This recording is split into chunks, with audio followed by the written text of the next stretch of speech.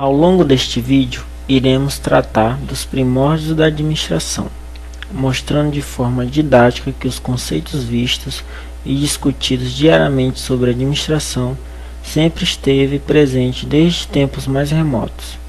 Não nos esquecendo que a visão abordada por nós será de considerar a administração como arte. No mundo contemporâneo de hoje, é comum ver, falar, pesquisar diversas nomenclaturas do mundo corporativo, tais como planejar, organizar, controlar, direcionar, feedback, know-how, trade-off, entre outras. Você já parou para fazer as seguintes perguntas? E nos tempos remotos, quando não havia sistematização do conhecimento científico da administração, eles também faziam planejamento? Eles possuíam know-how? Para melhor esclarecer, utilizaremos como exemplo os egípcios, considerando a administração como arte e não como ciência. Ao voltar aproximadamente a 1550 a.C., vemos que nessa época foram construídas as grandes pirâmides do Egito. Com o poder que os imperadores detinham, planejou para que fossem construídas grandes pirâmides que tinham por finalidade servir de local para o sepultamento dos faraós. Para a construção das pirâmides, montou-se uma estrutura humana para a consecução do que tinha sido planejado, sendo que foi preciso liderar em todo momento o povo egípcio incumbido pela construção das monumentais pirâmides, e para essas construções saísse conforme planejado, foi necessário que fosse controlado todo o processo de execução da construção. Ao notarmos esse pequeno trecho da história egípcia, foi encontrado 4 importantes funções administrativas, tais como planejar, organizar, dirigir e controlar. Podemos também lembrar que os povos pré-colombianos utilizaram-se dessas funções para que fossem construídos seus monumentosos impérios, sendo que esses povos para a época possuíam desenvolvidas formas de comércio, de produção, sistema de trabalho, economia e administração, sendo eles responsáveis pelo desenvolvimento de muitas técnicas agrícolas por obras de drenagem altamente desenvolvidas para a época. Ainda podemos identificar povos que desenvolveram impérios enormes, como os romanos, os persas, os babilônicos, entre outros exemplos ao longo da história. O que é peculiar entre esses povos é que, de alguma forma, empiricamente, eles aplicaram técnicas que hoje podemos associar à administração contemporânea. Assim, civilizações antigas também podem ser exemplos de como enxergarmos os primórdios da administração através dos olhos da arte de administrar, não considerando se foi ou não saber científico que constituiu todas essas ferramentas usadas por esses povos. Continuando nossa abordagem, podemos encontrar conceitos de administração presentes em outras áreas, no qual exemplificamos com a Bíblia Sagrada, onde reúne história de grandes líderes religiosos que marcaram a humanidade com seus exemplos de vida. Podemos citar como um dos maiores líderes de todos os tempos, Jesus Cristo, o qual podemos encontrar nas suas ações a utilização de muitas funções da administração. Jesus motivou e motiva um número incontável de pessoas em prol de um objetivo comum, por mais de 2 milênios.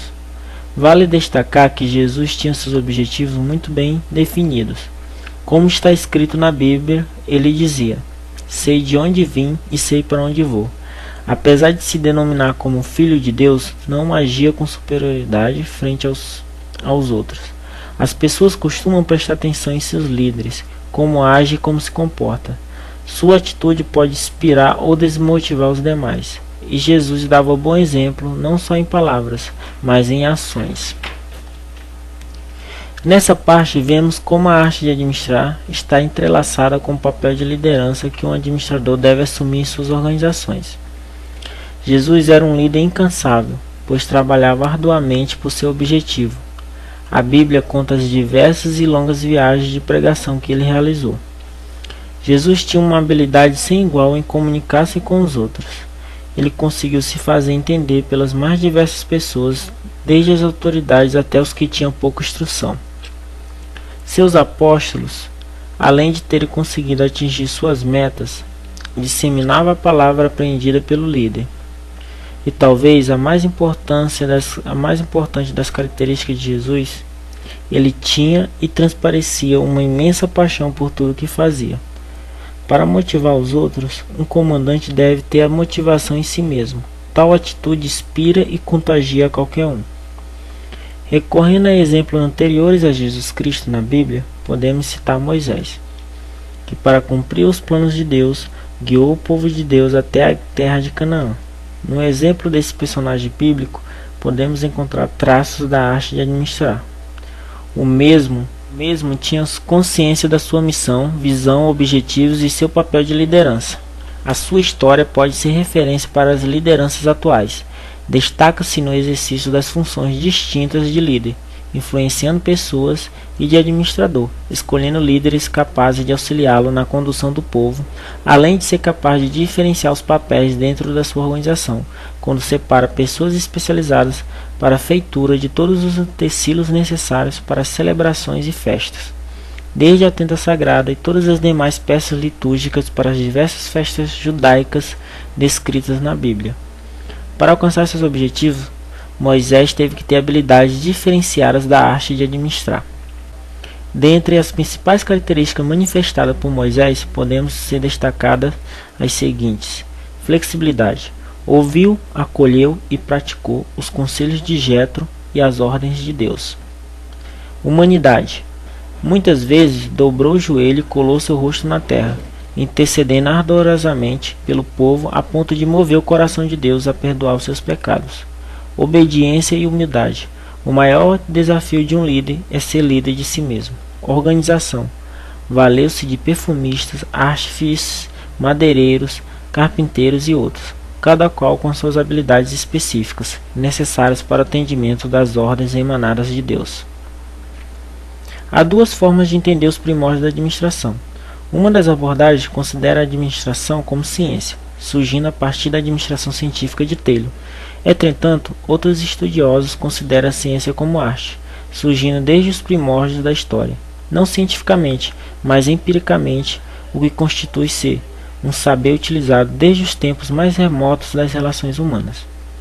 O que não deixa de ser verídico é que a administração foi útil e continuará sendo para a humanidade, seja ela na arte de administrar ou nos complexos conceitos contemporâneos de administração.